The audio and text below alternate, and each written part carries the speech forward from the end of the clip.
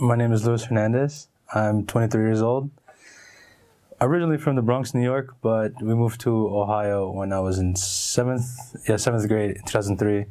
So I've been in Ohio for like 10 years now. My mom is originally from Guatemala, and my dad is from New York City, but he's Puerto Rican, so they met there. Guatemalan, Puerto Rican, nice Caribbean mix. I was raised Roman Catholic. I grew up in a pretty religious family. I mean, we went to church every Sunday. I went to Sunday school and did the normal. I guess for Latinos, it's kind of a big deal when you're growing up as a Catholic. So, I really didn't, care too much about the religion. I was just, I was Catholic because I was Catholic, but I wasn't gung-ho or something. I don't know. I've been Muslim for 5.5 years now. It was my freshman year of university. I had met one of my really good friends back in high school, and she started teaching me about Islam. Well, she started teaching me Arabic, but Islam came somewhere in there. By the time I graduated high school, I was really set on majoring in Arabic and studying the language. And around that time is when she asked me to fast for Ramadan with her, and I was like, okay, sure, why not? I don't know why not, why I wouldn't.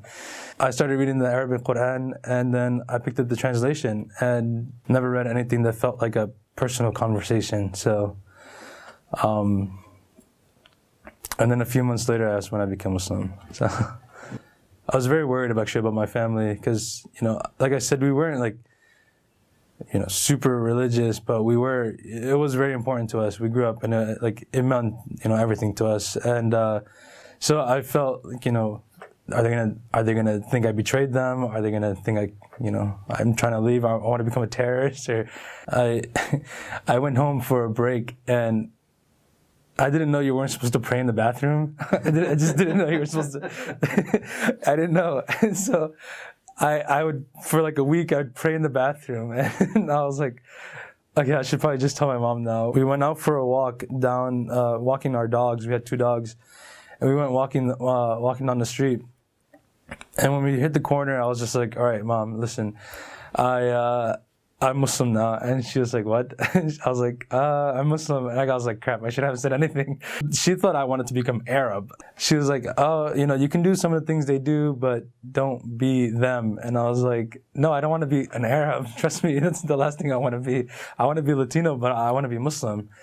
And so when I got to explaining it to her, I told her, the differences. She said, well, if that's what you want, then, I support you. And as long as you do good in school and you do well, then I support you. It was more my older sister too, though. She was the real problem. We used to get into arguments all the time. I was like, this is a bad idea. I shouldn't have done this. If this is going to break up my relationship with my older sister, we were really close, but this is something that was really testing us. And she thought I betrayed the religion. She thought I betrayed the family. She thought I was going to worship Alibaba and blow up things. And I was like, no. I was trying my best to, explain to her, but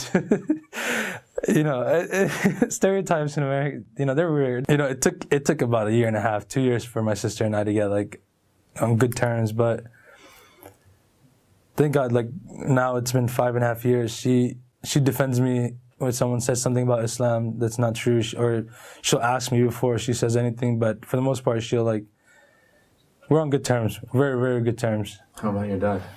Well, my parents are divorced, and yeah, I mean, he knows. This past summer, I hung out with him for the first time in 10 years, for a month. And he saw that I was praying and saw that I was, doing my best to be a good Muslim. He asked me how to pray just so you can see how it makes him feel. I gave him a Quran because he asked me for one. I know he does read it sometimes, so, thank God, nothing too bad. You can mix the religion and your culture. It's not I didn't have to get rid of everything. At first, I thought I was going to have to give up so many things about my culture. And I think the great thing about Islam is that you can really, mix your culture into the religion. As long as nothing in your culture goes past the religion, the bounds, then there's no problem with it. And I still hang out with my family. We still do all of our traditional things. I mean, I stay away from the things that are forbidden in Islam. But it's like, but I can do anything in the culture, and like think that, and my family really likes that. I didn't just abandon everything. I changed religion, but I didn't change my identity.